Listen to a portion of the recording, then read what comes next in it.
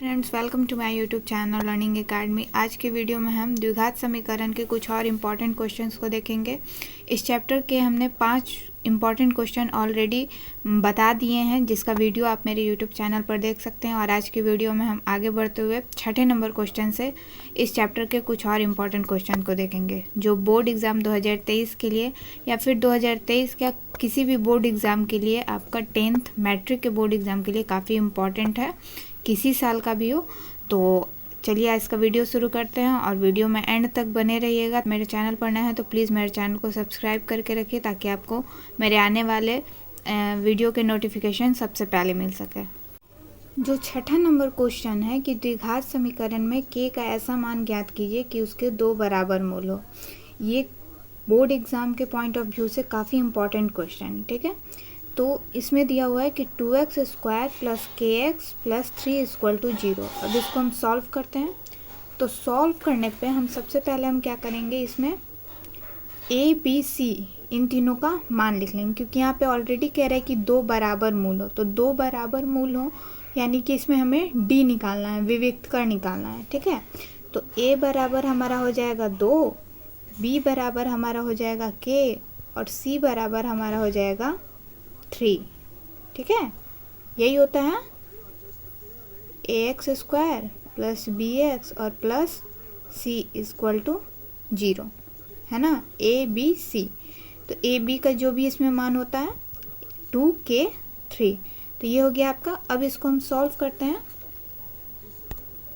चूँकि आप यहाँ पे ऑलरेडी लिख सकते हैं कि चूँकि क्वेश्चन में ही दिया हुआ है 2 बराबर मूल हैं, ठीक है, इसलिए हमें d निकालना है। तो d बराबर 0, 2 बराबर मूल हैं तो d बराबर 0 है। तो d इसलिए हम d निकालेंगे। तो d का फॉर्मूला होता है b² - 4ac = 0। अब b² है तो b हमारा कितना है, k है, ठीक है, k है। तो हम क्या करेंगे, यहाँ पे लिखेंगे k² - 4, a कितना है 2 और c कितना है 3 = 0। अब इसको हम सॉल्व करेंगे। तो k² - 4 दूनी 8 3 24 = 0। अब आगे हम बढ़ेंगे।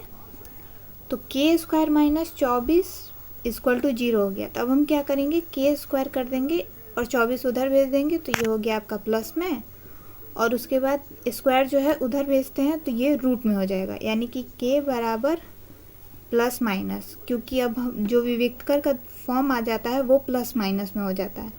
तो √24, ठीक है। और √24 का हमारा मान आ जाएगा k बराबर ±2√6। हम आपको यहाँ पे करके दिखा देते हैं।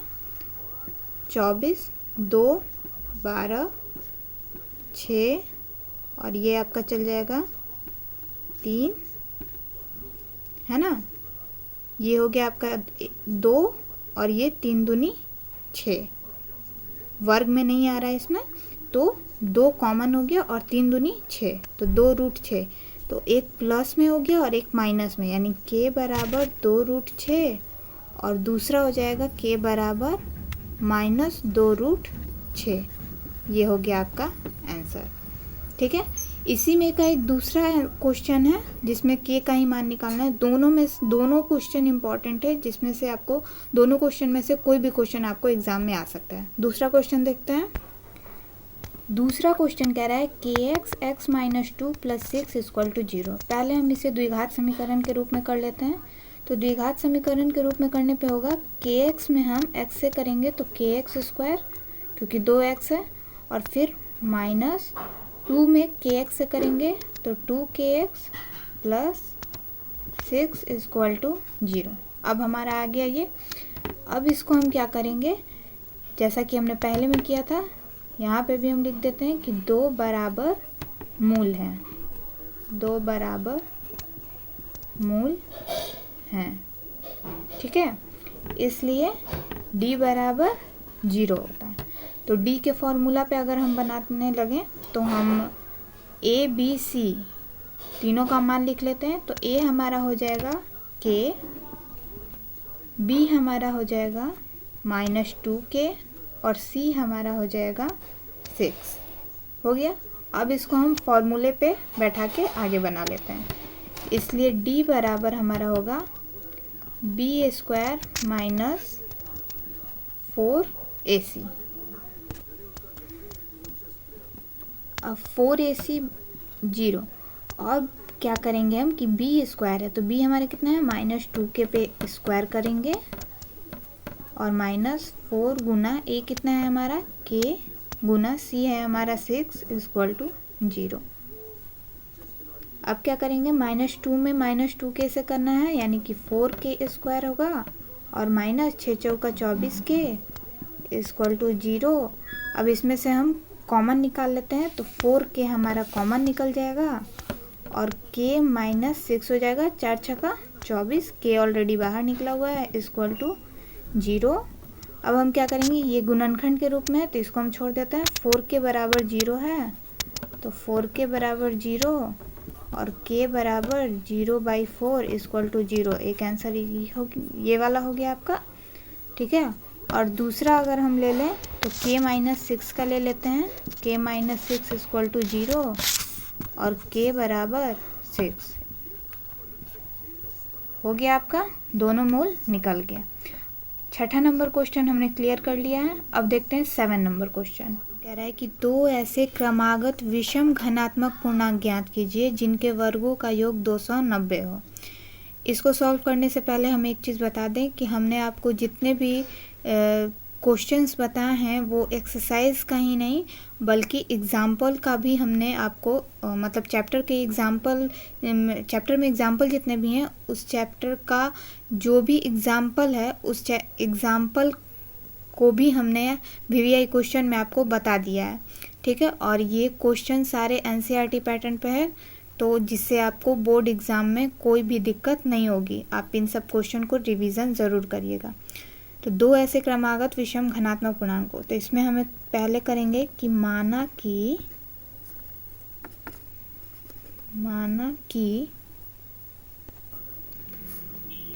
कि प्रथम घनात्मक विषम पूर्णांक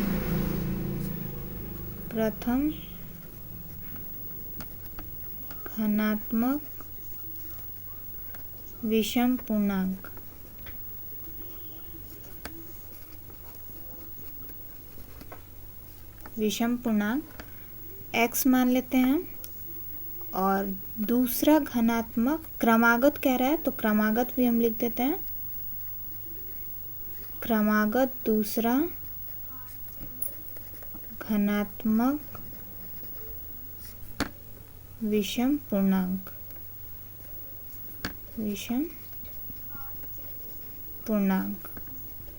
x + 2। ठीक है। अब बढ़ते हैं आगे। अब हम क्वेश्चन से लेते हैं कि क्वेश्चन जो कह रहा है उसके आधार पे हम इसको सॉल्व करेंगे यानी कि बाय AQ यानी कि प्रश्न से। तो कह रहा है प्रश्न आपका, आप यहाँ पे थोड़ा सा ध्यान दीजिए कि दो ऐसे वर्गों का योग यानी कि आपको इस पे स्क्वायर करना है। ठीक है। तो यानी कि x² + x + 2 इस पे स्क्वायर = 290। ठीक है। तो 290 हो गया। अब इसको हम सॉल्व करते हैं तो सॉल्व करने पे हमारा आएगा x² और ये a + b के होल स्क्वायर पर हम इसे तोड़ देंगे तो हमारा आ जाएगा x² + 2ab + b² = 290। ठीक है। अब आगे बढ़ते हैं। आगे बढ़ने पे हमारा होगा x² प्लस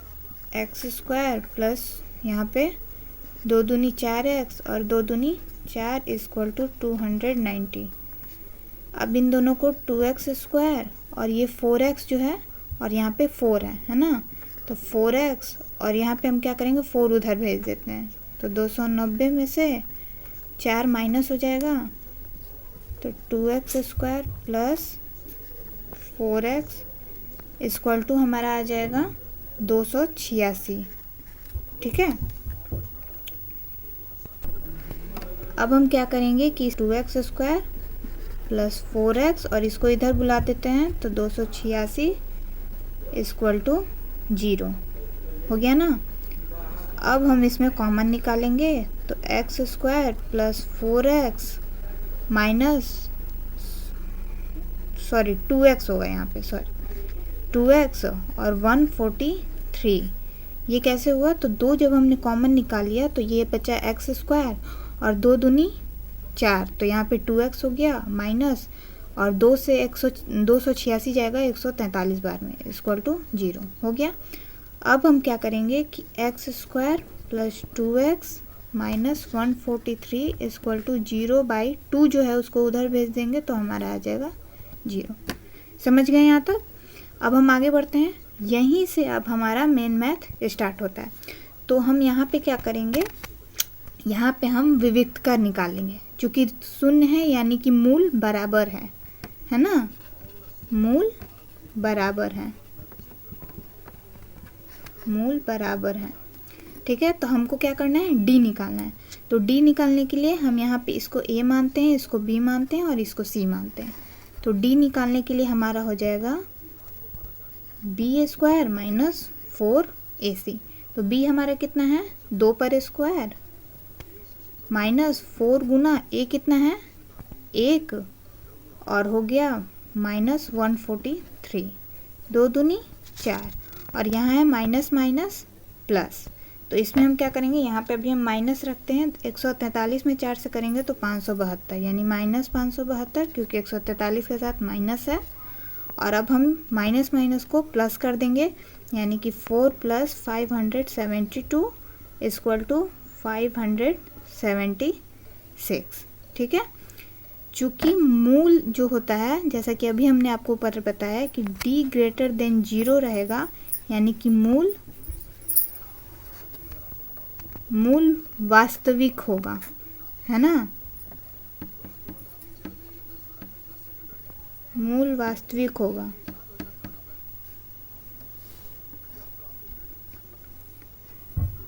ठीक है, तो d हमने निकाल लिया।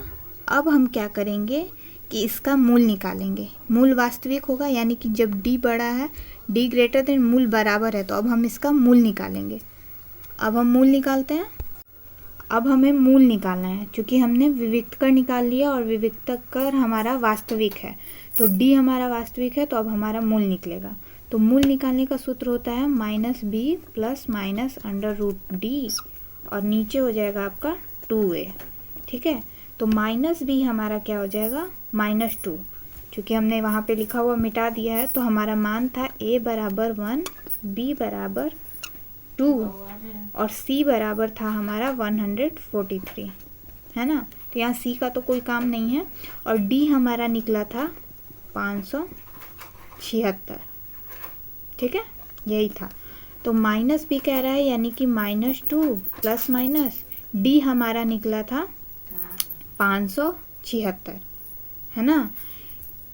मूल का जो सूत्र होता है वो होता है कि प्लस माइनस के बाद हमारा सूत्र होता है B square minus 4ac। B square minus 4ac जो होता है वो होता है डी का सूत्र।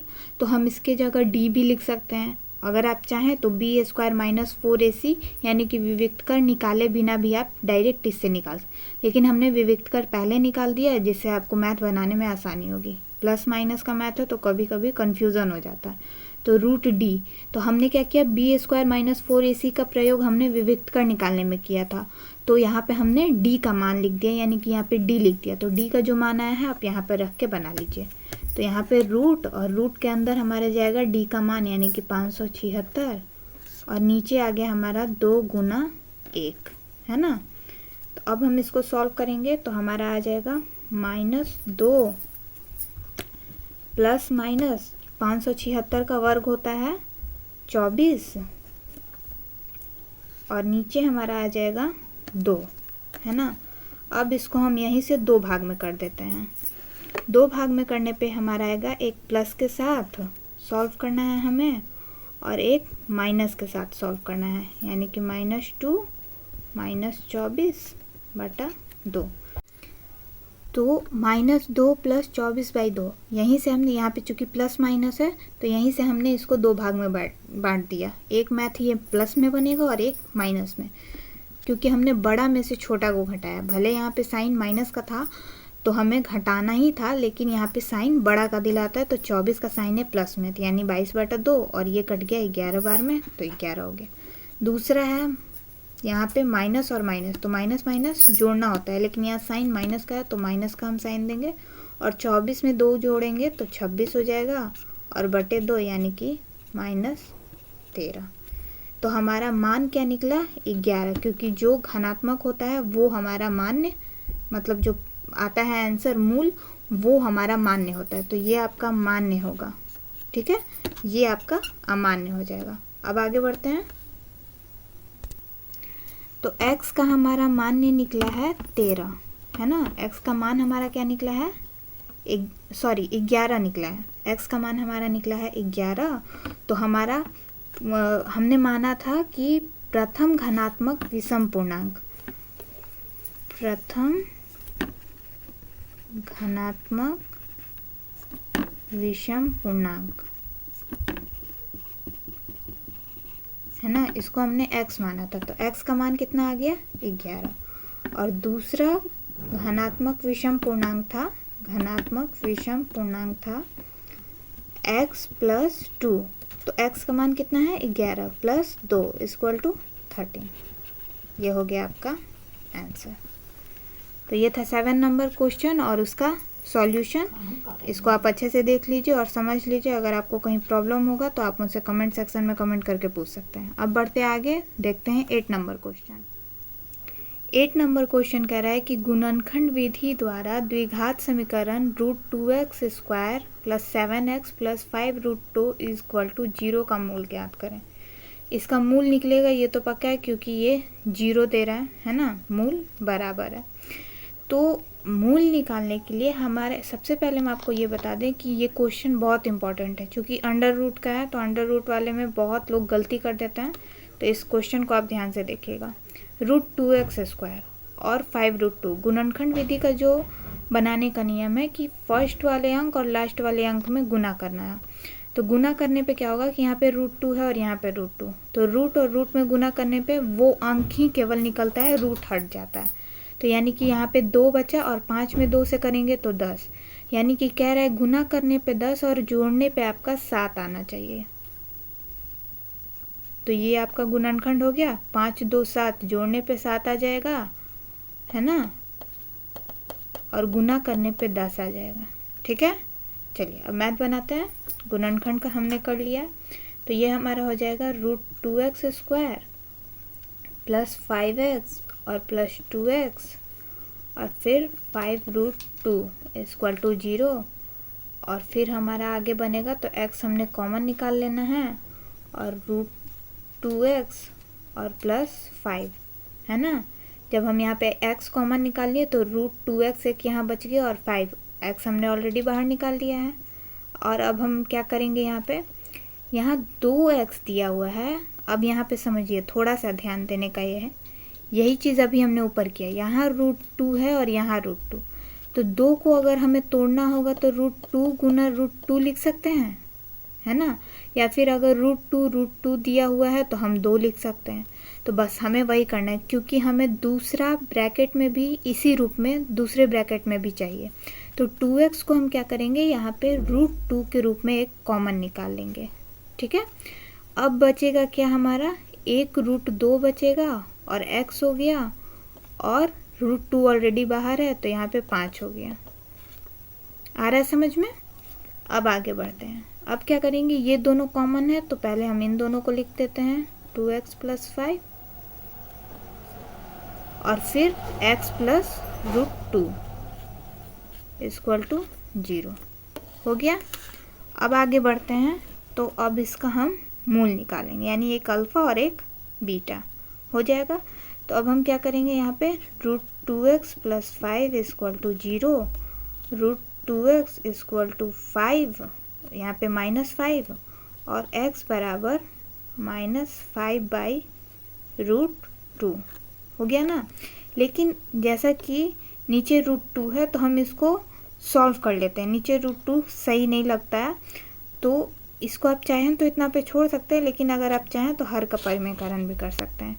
तो हर का परिमेयकरण करने के लिए हमें क्या करना होगा कि -5/√2 गुना नीचे, इसका नियम क्या होता है कि जो नीचे अंक है उसको ऊपर नीचे गुना करना है। तो √2 और √2 तो कितना हो गया हमारा, -5/√2 में हम करेंगे तो हो जाएगा हमारा -5/√2 में हम करेंगे तो हो जाएगा हमारा -5/√2 और बटा आ जाएगा 2। ये आपका एक आंसर हो गया। और दूसरा मूल था हमारा x + √2, है ना। x बराबर हमारा एक, यहाँ पे ये भी मूल है, x बराबर √2, एक आपका ये आंसर हो गया। सॉरी, माइनस में होगा, उधर चला गया, ध्यान नहीं दिया था, उधर चला गया तो -√2 आ गया समझ में। 8 नंबर क्वेश्चन ये था। ये भी एग्ज़ाम के पॉइंट ऑफ व्यू से, बोर्ड एग्ज़ाम के पॉइंट ऑफ व्यू से बहुत ही इम्पॉर्टेंट क्वेश्चन है। अंडर रूट वाला क्वेश्चन है, ये अधिकतर आपको एग्ज़ाम में पूछता है, तो इसको आप ध्यान से देख लीजिएगा। अब बढ़ते हैं आगे। 9 नंबर क्वेश्चन। 9 नंबर क्वेश्चन कह रहा है कि जांच करें कि क्या द्विघात समीकरण है या नहीं। ये जो क्वेश्चन दिया है आपको जांच करके बताना है कि ये द्विघात समीकरण है कि नहीं। चलिए इसको हम हल करते हैं। हल करने पे क्या होगा कि x में x से करेंगे तो x², x में 1 से करेंगे तो x, और ये 8 इधर करेंगे तो x² और 2 दूनी 4। यहाँ पे हमने आपको डायरेक्ट कर दिया है, ठीक है। अब क्या होगा कि यहाँ पे x² जो है, और इधर से x² को हम इधर बुला लेते हैं। इधर बुलाने पे हमारा हो जाएगा -x² + x + 8, और ये माइनस है, इधर हम इसको बुला लेंगे +4 = 0 हो गया। अब इसको 0 करने पे क्या होगा, ये प्लस में और ये माइनस में, दोनों कट गया, बचा x, और 8 × 4 = 12 = 0, x बराबर -12। तो ये माइनस में आया है, यानी कि ये द्विघात समीकरण नहीं है। इसलिए कि ax², चूँकि हमें पता है ax² + bx + c = 0 होता है ना। तो ये इस रूप में नहीं है, ये माइनस में आ गया है, तो ये द्विघात समीकरण नहीं है। 9 नंबर क्वेश्चन भी हमारा बन गया। ये भी एग्ज़ाम के पॉइंट ऑफ व्यू से काफ़ी इम्पोर्टेंट क्वेश्चन है। अब 10 नंबर क्वेश्चन देखते हैं। 10 नंबर क्वेश्चन कह रहा है कि जॉन और जीवंती दोनों के पास कुल मिलाकर 45 कंचे हैं। दोनों 5-5 कंचे खो देते हैं और अब उनके पास कंचों की संख्या का गुणनफल 124 है। तो आरंभ में उनके पास कितने कंचे थे। इस मैथ को हमें मान कर बनाना है, ठीक है। चलिए अब यहीं पे हम हल करते हैं। हल करने पे हमारा होगा कि माना कि जॉन के पास कंचे, जॉन के पास कंचे x, ठीक है, और जीवंती के पास कंचे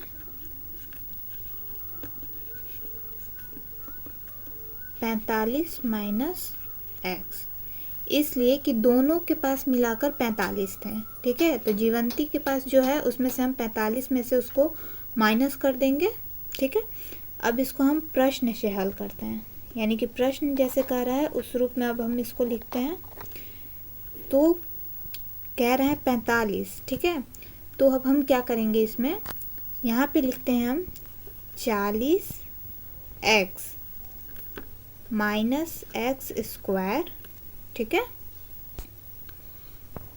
तो इसको अब हम हल करते हैं। तो हल करने पे क्या होगा हमारा कि यहाँ पे हम गुणनफल कह रहा है कि 124 है ना। तो हल करने पे हमारा होगा, माना कि जॉन के पास कंचों की संख्या